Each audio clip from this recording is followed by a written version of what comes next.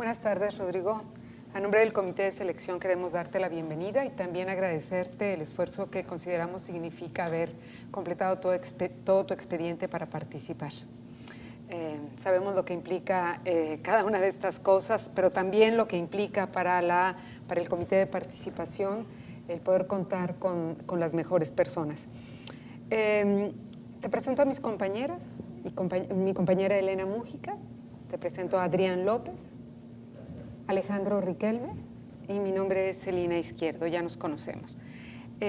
Lo que de alguna manera me toca explicarte es cómo es la mecánica de esta entrevista o dejarla clara.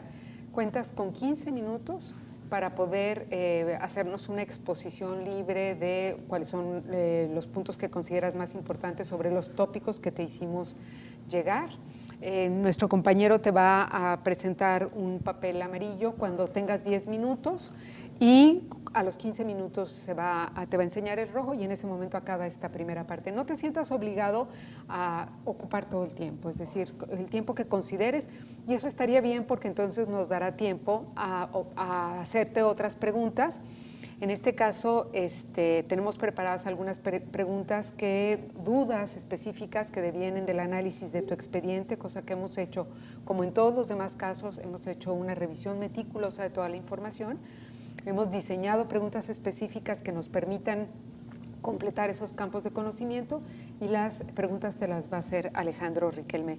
Si después de estas preguntas alguno de mis compañeros o yo misma consideramos que debemos seguirte preguntando, lo haremos.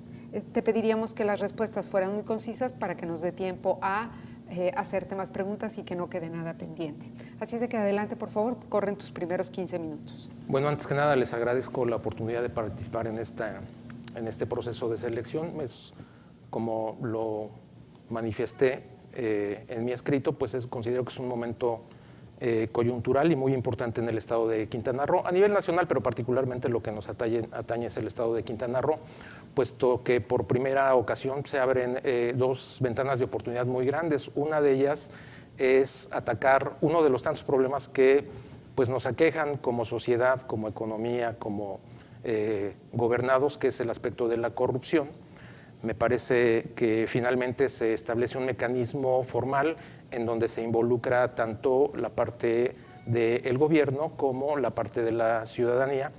Y en ese sentido, pues también se debe de agradecer a ustedes que están haciendo el esfuerzo sin mayor interés que el tener una mejora en nuestra condición de ciudadanía. En ese sentido, pues a mí me mueve esta intención de sumar como ciudadano, no como funcionario, y no desde un ámbito ni público, ni de ánimo de poder, ni nada que se le parezca, de incorporarme a este esfuerzo inicial para implementar el sistema anticorrupción del estado de Quintana Roo. El primer punto es cuál es la visión crítica de lo que el Comité de Participación Ciudadana puede llegar a ser en un corto, mediano y largo plazo. Considero que como está planteada la conformación del sistema anticorrupción del estado de Quintana Roo, pues observamos que la mayoría son instancias propiamente del Estado, tanto el poder judicial como la función pública propiamente, y nos dejan espacio a una sola instancia que es este Comité de Participación Ciudadana, de manera tal que sí es muy importante que se conforme el comité y que eventualmente se conforme con las personas más apropiadas. Eso me parece totalmente loable, y fundamentalmente el Comité de Participación se podría decir que es un visor y un filtro con respecto de la ciudadanía, respecto de las decisiones y las acciones que se implementen hacia dentro del mismo comité. Es un reto porque evidentemente, en principio, pues las instancias gubernamentales son mayoría, pero ahí es donde viene la importancia de las personas que integren este comité, de manera tal que en primera instancia, a corto plazo, lo importante es hacer presencia para instaurarse como Comité de Participación Ciudadana, haciendo énfasis que no vamos a ser, bueno, no serán funcionarios públicos, no manejarán recursos del erario en principio, y serán ese vínculo fundamental entre la ciudadanía, particularmente a lo mejor canalizado con las instancias no gubernamentales o con la vida académica para coadyuvar en la conformación de este sistema nacional, sistema estatal anticorrupción. A mediano plazo, si se logra conformar una agenda coherente que efectivamente pretenda arrojar resultados, desde mi punto de vista debemos de ser muy conscientes de que los resultados no son de corto plazo. O sea, no se pretenda la inmediatez en términos de que de inicio se van a dar, asestar golpes como erradicar la corrupción. Lo primero es hacer presencia, hacer sentir a las instancias del Estado que la ciudadanía tiene voz y tiene voto, pero sobre todo proponer o hacer propuestas que correspondan a una trayectoria de mediano y largo plazo. A mediano plazo, específicamente, empezar a arrojar información pertinente que nos dé luz respecto al comportamiento del fenómeno de la corrupción, y a largo plazo, ahora sí, empezar a vislumbrar la erradicación del fenómeno. Sería muy ilusorio pensar que, desafortunadamente, teniendo una situación prácticamente endémica del fenómeno, en donde se podría hablar inclusive ya de generaciones en donde este mal aqueja, en un periodo de tiempo corto nosotros podríamos sonar las campanas. Eso definitivamente, inclusive a las personas que les toque integrar este primer comité de participación, a lo mejor no les va a tocar ver qué es lo que realmente se cosecha si se hace un trabajo efectivamente de coordinación y de visión hacia lo que es la ciudadanía. ¿Cuál sería el punto número 2? ¿Cuál sería mi propuesta inicial en términos de la conformación del Comité de Participación Ciudadana? Pues sobre todo, precisamente, generar una ruta crítica en donde se especifiquen puntos muy claros respecto a cuál es el camino que se tiene que seguir, fijando objetivos perfectamente medibles y cuantificables. Y en ese sentido, yo considero que la primera acción que se tiene que hacer, porque cuando hablamos de la parte de la corrupción, aún seguimos, es un gran malestar, es algo que está en la conversación cotidiana de los ciudadanos, es algo que se ve en las noticias cotidianamente, sin embargo, no deja de ser un problema que atañe exclusivamente a la percepción. No tenemos elementos duros, cuantificables, que nos den razón precisa, por lo menos en el estado de Quintana Roo, de cómo es que se comporta la corrupción, bajo qué condiciones. De manera tal que en mi propuesta original, que es de una visión de mediano y largo plazo, es establecer un modelo que nos permita dar una visión objetiva y numérica del comportamiento del fenómeno de la corrupción. Suena muy romántico, pero hay que empezar a construir ese modelo para que en diversas entidades del gobierno nosotros podamos detectar aquellos procesos específicos en donde mayor incidencia se da respecto al fenómeno y establecer procesos con normas, con clasificación de actividades y con indicadores que nos empiecen a arrojar datos respecto a cuál es el comportamiento de la corrupción. Hace poco la semana pasada me parece que salió esta publicación del IMCO, en donde a su vez un organismo internacional mide la percepción de la corrupción en diferentes países, y tenemos un nada honroso, una ubicación del 130 y tantos, de un universo de 180 países. No se trata de desacreditarlo, pero corresponde a la percepción. ¿En función a qué medimos? ¿Cuáles son los datos que nosotros hemos generado para saber cuál es el fenómeno? ¿Qué es lo que provocaría con la implementación de un modelo que fuera cuantificable? A partir de la implementación en corto plazo de un modelo, a mediano plazo lo que nosotros podríamos hacer, una vez arrojando los primeros datos, es varias vertientes. Uno, contrastar esos datos que van siendo arrojados en términos de la tipificación o la clasificación que nosotros tengamos, y contrastarlo con respecto a las leyes que hemos redactado para efecto de combatir la corrupción. Esto quiere decir que la redacción de las leyes, que es muy sano, muy pertinente, en muchas ocasiones tal vez obedece a situaciones particulares que le lastimaron mucho a la sociedad y que hay que considerar dentro de la ley para aplicarla, pero que eventualmente a lo mejor desde un punto de vista objetivo y numérico, nos encontramos muchas otras condiciones de corrupción que nosotros debemos observar cuantitativamente para que, contrastado con la ley, nosotros podemos hacer propuestas de modificación, adecuación o generación de nuevos articulados de ley que nos permitan robustecer el fenómeno, el aspecto de la legislación. Ese sería el primer resultado de mediano plazo. Otro aspecto importante de mediano plazo es que, toda vez observado el fenómeno, nosotros podemos promover como comité de participación dentro del sistema, en donde en ciertas instancias, en ciertas actividades, se establezcan, no me gustaría utilizar tan bruscamente la palabra de sistemas de gestión de calidad, pero sí me atrevería a decir procesos sistematizados que nos permitan definir actividades precisas, normas precisas, indicadores precisos, en donde nosotros podamos eventualmente corregir el aspecto de la corrupción. Aquí, bueno, ese sería el segundo. Uno a corto plazo es medirlo. A mediano plazo es empezar a arrojar resultados y contrastar contra nuestras leyes. Y segundo, promover la implementación de procesos específicos que nos permitan hacer correcciones dentro de las instancias gubernamentales.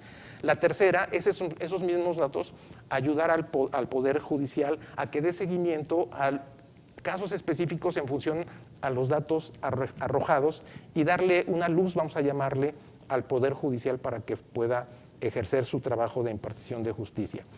Pero finalmente, algo que también yo tengo una idea romántica, porque soy catedrático, soy profesor y estoy convencido que todo esto tiene un sentido, vamos a llamarle, a contracorriente correctivo. La parte preventiva está orientada a la formación de programas específicos de educación y de concientización, en principio hacia adentro de las mismas instancias de gobierno, pero también hacia afuera, a la comunidad, respecto a, oigan, ¿saben qué? IMCO está bien, nos da unos datos, pero ¿qué creen? En el estado de Quintana Roo nosotros hemos visualizado que tenemos estas condiciones numéricamente. Hay una corresponsabilidad de la ciudadanía, que es algo que también a lo mejor poco se habla, ¿no? Los mexicanos somos muy dados a medir con doble vara. Entonces, en ese sentido, sería importante que a mediano plazo entendamos que esos datos deben de servir para la creación o modificación de las leyes, la modificación o adecuación de los procesos en las instancias gubernamentales, el apoyo a las instancias de impartición de justicia, pero sobre todo a planear a largo plazo programas específicos que se conviertan en un factor de cambio por una cuestión interna de las personas para tener un desempeño que no repercuta en una acción social que desvirtúe el sentido de la función pública. ¿Cuáles son los rasgos de mi personalidad? ¿Cuáles son el tercer punto? ¿Cuáles son los principales aportes curriculares a los trabajos del Comité de Participación Ciudadana que yo podría aportar con mi persona? La primera sería que, más allá de que tengo experiencia en términos de implementación como dueño de procesos en sistemas de gestión de calidad, revisión de información de carácter financiero, implementación de modelos, porque pues eventualmente un poquito ese es nuestro trabajo dentro de la universidad. Sobre todas las cosas, una idea clara de una ruta crítica que nos lleve a concretar aspectos específicos, cuantificables y que no perdamos la brújula en términos de lo que estamos haciendo. O sea, no se trata de salir en la foto, de ir al evento, se trata de un trabajo continuo, consensado, de participación ciudadana, en donde se tenga una propuesta que sea lo más objetiva posible. ¿Cuáles son los rasgos de mi personalidad que considero que se pueden aportar a los trabajos? Bueno, sé trabajar bajo presión, eso denlo por descontado. No estoy en busca de la fotografía o el poder, sino que a mí me gusta repercutir o incidir hacia los demás en función de una trayectoria de trabajo, y esta primera generación de la Comisión de Participación Ciudadana va a ser mucho de picar piedra y de construir y de edificar. Ya otras generaciones serán las encargadas de ir cosechando, pero en principio una aportación fundamental es que estoy dispuesto a, como parte de mi personalidad, a ir picando piedra y a sembrar las bases para efecto de que posteriormente se vayan construyendo más elementos que aporten a este sistema. ¿Cuáles son las expectativas ideales de duración en el cargo entre esta condición entre 1 y 5 años? Afortunadamente la decisión la tienen que tomar ustedes. Lo ideal sería que el grupo inicial pudiera ver concretado un proyecto específico en su conjunto, porque lo mío es el trabajo colaborativo. Sin embargo, me queda muy claro que hay que hacer transiciones para efecto de que no se vicie este concepto del Comité de Participación Ciudadana. Sin embargo, bajo el planteamiento que yo hago de implementar un modelo que tenga una transición para que repercuta objetivamente a través de datos y que a través de ellos se fijen estrategias, yo consideraría que mi participación tendría que ser de mediano y largo plazo, partiendo del hecho de 3 a 5 años. Y fundamentalmente eso sería pues, los 5 puntos que considero que son importantes de manifestar en esta primera etapa. Muy bien. Muchas gracias. Me corresponde hacerte algunas preguntas y posteriormente seguramente alguno de mis compañeros, en este caso Celina no podrá ser porque postula la universidad en donde ella fue postulada. Exacto. Pero mis otros compañeros lo podrán hacer. Sí, con todo gusto. La primera es, tú sabes que en el Comité de Participación Ciudadana existe la figura del comité coordinador. Así es. Sabes quiénes están sentados en esa mesa y sabes que la preside el presidente del Comité de Participación Ciudadana. Uh-huh. También conoces, quisiera yo preguntarte 2 cosas. Si por alguna razón, que entendemos ahorita que tú nos dijiste que preferiría ser de 3 a 5, por lo tanto la presidencia no te tocaría en la primera, pero vamos a suponer que te tocara la presidencia en la primera, serías presidente del Comité de Participación Ciudadana y serías presidente del Comité Coordinador. ¿A qué retos crees que se enfrentaría el comité en ese primer año y qué es lo que harías para poder seguir adelante y blindar la tarea del propio Comité de Participación Ciudadana en el primer año de vida? Ok, bueno, el reto fundamental es aglutinar a todas las partes involucradas e involucrarlas dentro de la construcción de este sistema nacional anticorrupción. O sea, yo creo que sería uno de los puntos fundamentales porque como comité nosotros nos podemos parar de cabeza, pero si no están convencidas todas las partes, pues difícilmente se va a poder articular un trabajo que nos desemboque en algo positivo. Entonces, retos de primera instancia, uno es el involucramiento por convicción de todas las partes involucradas que a la lejanía y conforme yo he revisado pues a través de los medios de comunicación, pues muchas de las instancias inclusive son de nueva creación y en principio esta es una apreciación muy subjetiva, se observa gente fresca que no está contaminada con esta trayectoria de hegemonía del poder.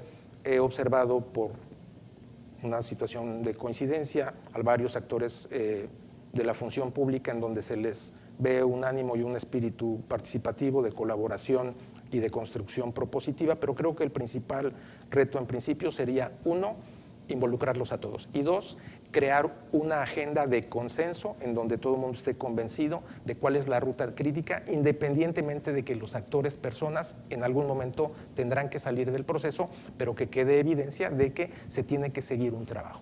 Para mí sería fundamentalmente, porque de otra manera, si no se deja las bases sólidas de una continuidad, pues el que sigue va a venir con otra ocurrencia y otra ocurrencia y otra ocurrencia y no vamos a salir de la misma, ¿no? Entonces uno es la convocatoria y la otra es fijar un trabajo de mediano y largo plazo que no implique a la persona como tal, sino a la posición. ¿Cuál fue tu último o más reciente acto de corrupción? Ese es de tránsito sobre la Luis Donaldo Colosio. ¿Sí? ¿Qué pasó? Una cooptación de un agente de seguridad en donde amenazan con llevarse tu auto al corralón, dejarte en la vía pública, etcétera, etcétera, y pues, eventualmente ellos mismos te dan un salvoconducto, desafortunadamente. Y sí, fue hace como 2 o 3 años la última vez que impartí alguna clase que me invitaron a dar aquí en la Universidad del Caribe, en el trayecto aquí de la Luis Donaldo Colosio. Nadie estamos exentos de un acto de actos de corrupción en el país. Aquel que levante la mano y diga que yo estoy libre de pecado en esta sociedad, tristemente, es falso. Ok. Otra pregunta.